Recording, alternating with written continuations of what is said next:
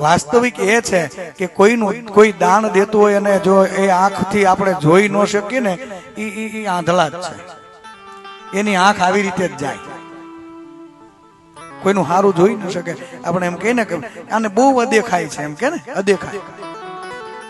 હવે અદેખાય એટલે શું? ન દેખાય એવી ખાય એટલે અદેખાય. ન દેખાય એવી ખાય એટલે અદેખાય. દેખાય નહીં, કોઈનું દેખી ન શકે, જોઈ ન શકે, કોઈને આપી ન શકે તો કઈ નહીં, પણ કોઈ આપતું હોય ત્યાં આડું પગ ન કરવો, કે આડું ન પડે.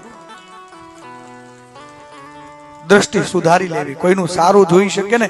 આ પ્રકૃતિ છે ને એ પ્રતિસાદી છે. તમે જેવા વિચારો ને એવું એવું જ થાય.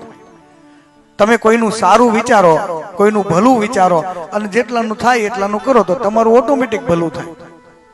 અને જેવું તમે ખરાબ કોઈનું વિચારો તમારું પેલા શરૂઆત તમારથી થાય. પ્રકૃતિનો નિયમ છે.